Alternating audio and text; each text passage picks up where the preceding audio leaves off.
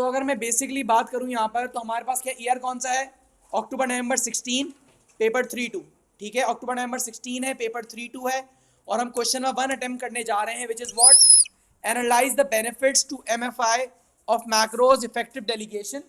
पहले case scan करते हैं, देखते हैं क्या डेटा और क्या कंटेंट है हमारे पास। डेलीगेशन एग्जैक्टली हमें पता है होता क्या है। Delegation is when a senior manager gives authority to a subordinate to perform a particular task, ताकि as a manager himself can focus on more important things. आपका जो subordinate है can get trained and learn new skills and get the exposure required to improve himself. ठीक है, तो case study scan करना start करते हैं, देखते हैं हमारे लिए रेलेवेंट कंटेंट क्या क्या है। केस क्या बोल रहा है, okay, Marco has just congratulated himself on the completion of another takeover deal. Growth हुई है। अच्छा, एक और बात, ग्रोथ अब आपका पार्ट नहीं है, वो पूरा का पूरा चली गया है एएस के अंदर। तो आई वुड रेकमेंड कि एक दफ़ा एक्सटर्नल ग्रोथ आप लोग रीड कर लो, क्योंकि पहले ये होता था कि external growth was part of A2 and internal growth was part of as. अब पूरा का पूरा जो ग्रोथ वाला सेक्शन है वो एएस के अंदर चली गया है, ठीक है। तो एक दफ़ा ज़रूर वो कंटेंट रीड कर लेना ताकि आपको आइडिया हो जाए। अच्छा, जिन्होंने ओ लेवल्स पढ़ा हुआ उनको मसला नहीं होगा, जिन्होंने नहीं पढ़ा हुआ उनको horizontal integration, vertical forward integration, vertical backward integration और कॉन्ग्लोमेरेट का कॉन्सेप्ट नहीं पता होगा। The MFI fish processing and packaging business he controls is now one of the largest in Asia, which means the business has large operations. So एक तरीके से delegation will be an important element, because देखो आपको ही पता है, हमने case में scan भी किया और ये चैप्टर भी पढ़ा था, that as operations are spreading you need to basically share authority and transfer authority to a subordinate, या नीचे आपको डिसेंट्रलाइजेशन पे, डेमोक्रेटिक अप्रोच पे जाना इवेंचुअली पड़ता है। You cannot keep all the operations with yourself. आप सारे ऑपरेशंस खुद नहीं रख सकते अपने पास, आप सारे ऑपरेशंस अपने पास खुद नहीं रख सकते, क्योंकि अगर आप सारे ऑपरेशंस आपके पास है ना, तो डिसीजन मेकिंग टाइम पे नहीं होगी, डिलेज आएंगे और फर्दर इश्यूज आ सकते हैं। Marco bot his first boat when he was just 18 years old, और ये क्या है, 15 साल पहले की बात है, which means it is an old and established business. Marco has always been a hard worker. He used to fish longer each day than anyone else in his village, and his tuna fish catches were usually the biggest. यानी ये characteristic नजर आ रही है that he was a hard working individual. He sold all of his fish to a local entrepreneur, Lin, who then distributed them to a restaurant and fish processing factory in country X. अब ये पूरी क्या chain नजर आ रही है, distribution channel नजर आ रहा है। मार्को फिशेस पकड़ रहा था, लेन को सेल आउट कर रहा था, लेन आगे डिस्ट्रीब्यूटर्स को सेल आउट कर रहा था, फिर आगे वहां से प्रोसेसिंग हो रही थी और रेस्टोरेंट्स में जा रही थी। When Lin retired, he offered Marco his distribution business for $35,000. Marco negotiated a final price of $25,000. Tough negotiation skills have an important factor in Marco's success, together with his ability to delegate effectively. अब देखो, ये fishes पकड़ रहा था और इसने अब एक प्रोसेसिंग बिजनेस अक्वायर करा है। कौन सी ग्रोथ है, एक्सटर्नल ग्रोथ है, और उसी इंडस्ट्री में नेक्स्ट लेवल है। जब उसी इंडस्ट्री में नेक्स्ट लेवल है तो it is known as what, vertical forward integration. और यहाँ पर केस खुद बता रहा है that he has good delegation abilities. देखते हैं क्या हुआ है। Several years ago, Marco gave up fishing himself and employed some local workers to take his boat out and do the heavy work of transporting the fish to the customers. अब ये जो labour intensive काम है, इसने उसके लिए workers higher कर लिए। And he started focusing on what? He started focusing on building the customer base of the business. अब इसका जो फोकस था वो चेंज हो गया, which was more important, कि अब मुझे कस्टमर बेस बनानी है। फिशेस तो पकड़ के आ जाएंगी, अब जो उसने प्रोसेसिंग बिजनेस अक्वायर किया है और जो उसने डिस्ट्रीब्यूशन बिजनेस अक्वायर किया है, उसके अंदर ऐसे कस्टमर बेस बनानी है। So that was now more important, तो उस पर फोकस करना स्टार्ट किया। और जो लेबर इंटेंसिव काम था जिसमें एफर्ट्स पुट इन करने थे, उसके लिए वर्कर्स हायर कर लिए। आगे क्या हुआ? As he had excellent contacts in the industry, soon he had to buy more fishing boats to ensure adequate supply of tuna. तो ये बात समझ में आ रही है that this was the right decision to do, क्योंकि जब कस्टमर बेस बना ली तो उधर से ऑर्डर्स आना स्टार्ट हुए। जब ऑर्डर्स आना स्टार्ट हुए तो ज़्यादा बोट्स चाहिए और ज़्यादा वर्कर्स चाहिए जो ये काम करेंगे, which means डेलीगेशन इसके लिए एक अच्छा डिसीजन था। Okay. Although the annual revenue of the business was rising, the profit margins were low. AS का कॉन्सेप्ट है, रेवेन्यूज बढ़ रहे हैं लेकिन प्रॉफिट मार्जिन्स क्या हैं? कम है। एक रीजन सबसे बड़ा यहां पर नजर आ सकता है that the cost of operations may be high और he may be offering discounts to ensure कि सेल्स हो रही हूं। प्राइसेस अगर कम कर रहे हैं तो रेवेन्यूज उससे भी बढ़ सकते हैं, बिल्कुल ये भी एलिमेंट हो सकता है, हजार सी बात है, बिल्कुल इससे भी हो सकता है, इलास्टिसिटी वाली बात आ जाएगी यहाँ पर। Okay, although the annual revenue, ये तो हो गया, most value was being created by the fish processing and packaging business that he was supplying। अब देखो गेम क्या हो रहा था, दैट जो प्रोसेसिंग एंड पैकेजिंग बिजनेस था ना, ज्यादातर वैल्यू वहीं क्रिएट हो रही थी। Marco decided that the future success of his business depending on becoming a fish processing and packaging business। जाहिर सी बात है जो वैल्यू ऐड ज्यादा करेगा उसके लिए रिटर्न्स ज्यादा होंगे। तो Marco has an aim of becoming about a fish processing business, क्योंकि वैल्यू वहां पर थी और प्रॉफिटेबिलिटी वहां पर थी। मार्को ने क्या किया, डिसाइड किया convert the business into a private limited company called MFI to raise equity finance. Equity finance क्या होता है, दैट उसने अपने बिजनेस की ओनरशिप सेल आउट की and as a private limited company उसने अपने शेयर्स सेल आउट किए होंगे। उसने क्या करा, buy Asia fish processing one of MFI's largest customers, वापस अपने कस्टमर को अक्वायर किया। तो वापस कौन सी ग्रोथ करी है इसने, वर्टिकल फॉरवर्ड इंटीग्रेशन। कौन सी इंटीग्रेशन करी है, vertical forward integration. Industry same है, नेक्स्ट लेवल पे गया। उसने एक एक्सपीरियंस मैनेजर, ऑपरेशंस मैनेजर सूजी को रिक्रूट किया and Suzy reorganise production and bought expensive new automated processing and packaging equipment which contributed to a 75% increase in productivity। अब जो सूजी आई बिजनेस के अंदर, उसने ऑपरेशंस को देखा, नई मशीनरी लेके आई, चीजें चेंज की एंड प्रोडक्टिविटी को इंप्रूव किया। Also he encourage existing managers to take more responsibility, यानी अब अथॉरिटी ये क्या कर रहा है, दे रहा है for accounting and human resource issues, जिससे मार्को किस पे फोकस कर सकता है, मार्केटिंग के ऊपर। यानी देखो बेसिकली मार्को कर क्या रहा है, as soon as one thing is being established वो वर्कर्स को ट्रांसफर कर रहा है और खुद मूव ऑन कर रहा है जो ज्यादा चीजें और इंपॉर्टेंट है, जिन पे फोकस करना ज्यादा जरूरी है। जैसे पहले फिशेस खुद पकड़ रहा था, फिर उस कस्टमर बेस्ड डेवलपमेंट में चले गया। अब बोला कि अकाउंटिंग एचआर प्रैक्टिसेस खुद देखो, मैं मार्केटिंग की तरफ जा रहा हूं क्योंकि अब हमें अपना प्रोडक्ट सेल आउट करना है। Now MFI is now a public limited company और मार्को क्या बन चुका है, चीफ एग्जीक्यूटिव ऑफिसर बन चुका है। ठीक है, पहले क्या थी, ये एक बेसिक सा बिजनेस था, फिर प्राइवेट लिमिटेड कंपनी में कन्वर्ट हुआ और अब किस में कन्वर्ट हो चुका है, पब्लिक लिमिटेड कंपनी के अंदर कन्वर्ट हो चुका है। अच्छा 15 साल पहले स्टार्ट हुआ था और फिर ये इमीडिएट जो ये चेंज आया प्राइवेट से पब्लिक के अंदर, इसका इन्होंने डेट बताई नहीं है। ओके, रिसेंट डेवलपमेंट्स के अंदर बात करूं, अगर मैं इसको स्कैन करूं, रिक्रूटमेंट की बात करूं, मार्केटिंग डेवलपमेंट की बात करूं, सो आई डोंट थिंक अब डेलीगेशन से रिलेटेड हमें और ज़्यादा डेटा मिलेगा। अच्छा, यूजुअली आपको मैं बता दूं, सिर्फ डेलीगेशन से रिलेटेड केस ने बहुत कम बात की है। अक्सर 10 मार्क के क्वेश्चन के अंदर यही प्रैक्टिस मैंने अब तक देखी है, दैट कंटेंट इतना ज़्यादा अवेलेबल नहीं होता। इसका जो आंसर यूजुअली जो डेवलप होगा ना, वो आपकी केस की अंडरस्टैंडिंग और आपके सिलेबस की अंडरस्टैंडिंग की बेसिस के ऊपर डेवलप हो रहा होता है। तो हमने केस पढ़ लिया, केस एक्चुअली है क्या, उसमें 2-3 सिनेरियोज हमने देख लिए हैं, 10 मार्क का आंसर है। हमें बेसिकली इनिशियल इंट्रोडक्शन देना है डेलीगेशन का और 2 बेनिफिट्स को हमें डिटेल में एक्सप्लेन करना है। तो let's start with the particular answer. Registers open कर लो अपने प्लीज, लिखना शुरू करते हैं।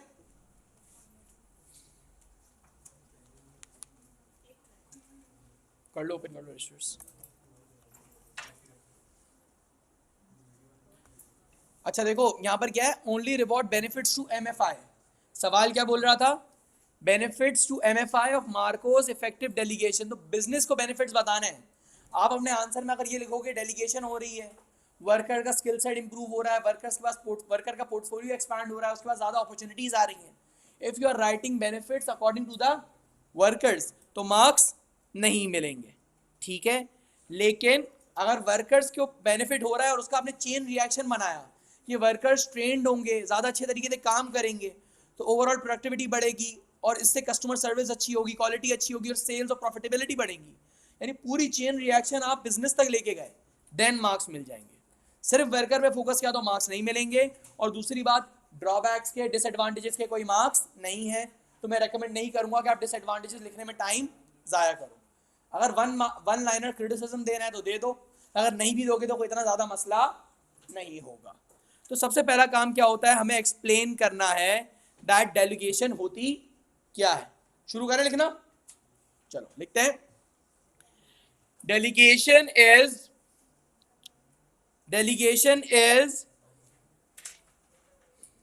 the passing down of authority. Delegation is the passing down of authority to the subordinates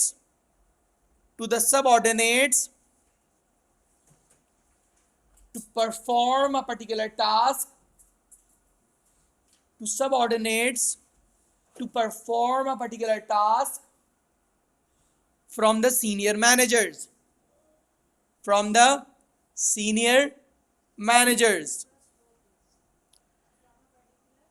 Delegation is the passing down of authority to the subordinates to perform a particular task from the senior managers. Full stop.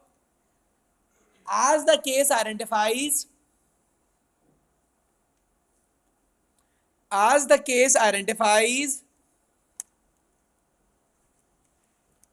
Marco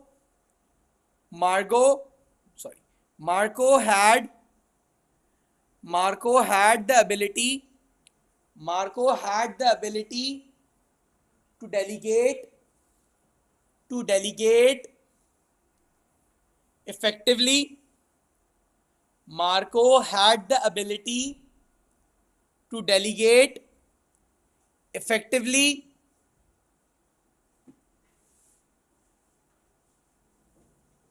as it has been observed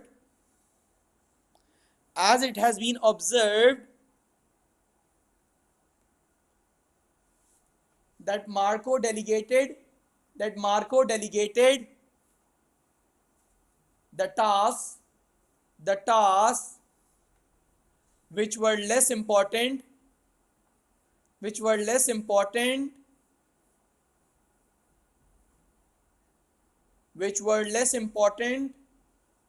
and focused on things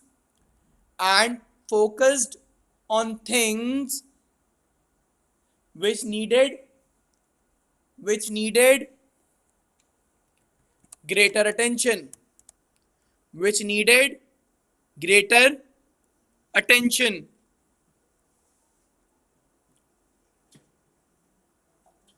ठीक है, initial introduction हो गया। Moving on to the next paragraph.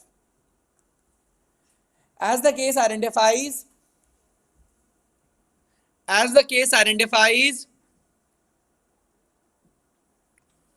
when Marco acquired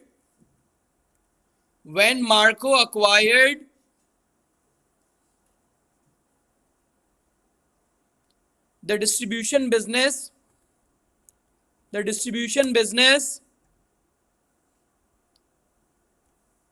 he delegated fishing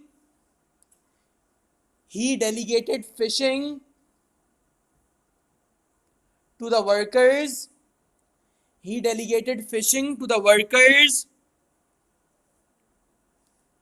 And focused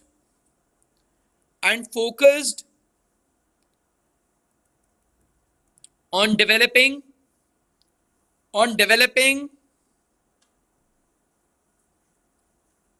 a customer base,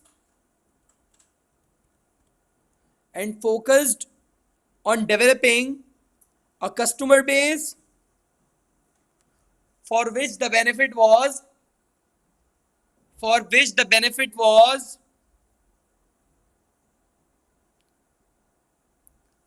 that Marco was able to bring in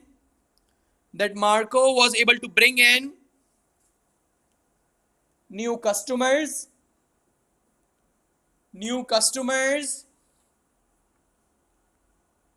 resulting in greater revenues,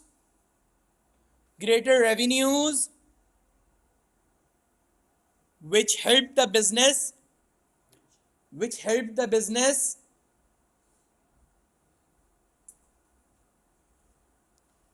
to expand and to grow its operations. To grow its operations. तो हमने ये एक benefit लिख लिया that Marco ने जब fishing delegate की and he used his skills ताकि कस्टमर बेस बन जाए, तो ओवरऑल फायदा क्या हुआ, ज्यादा कस्टमर्स भी आए, रेवेन्यू भी बढ़ा और ऑपरेशंस एक्सपेंशन की तरफ भी गए, दैट फ्यूचर में ज्यादा बोट्स वगैरह अक्वायर करने की जरूरत पड़ रही थी. ठीक है, now moving on to the next paragraph with the next benefit. The other benefit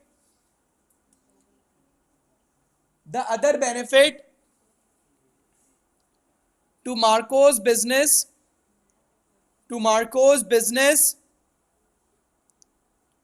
was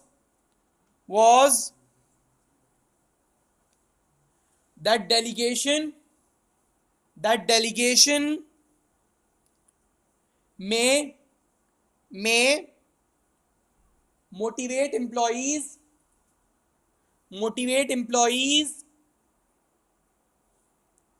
as they may feel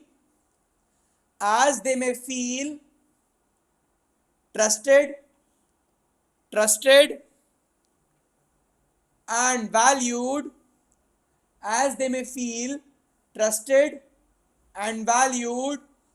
full stop, as the case identifies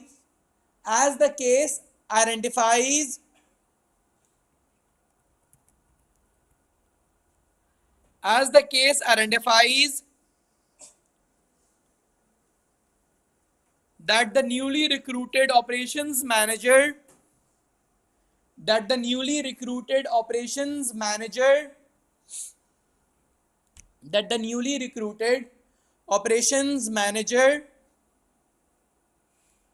Susie reorganized the production facility. ये packaging लिखेंगे, production नहीं लिखना. रीऑर्गेनाइज्ड the, या production लिख लो, हाँ लिख लो, sorry लिख लो, बाद में सुनाना पूरा. Reorganise the production facility which resulted in an increase in productivity by 75%,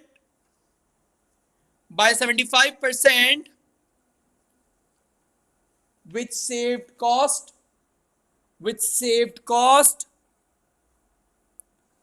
of the business,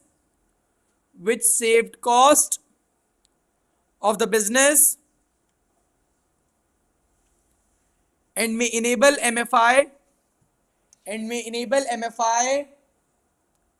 to offer more competitive prices.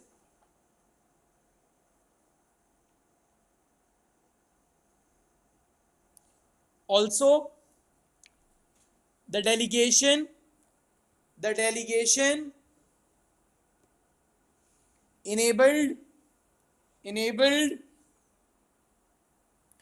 Susie to manage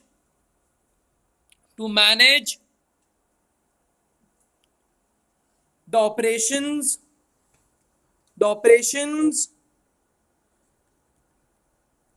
effectively as Marco himself may not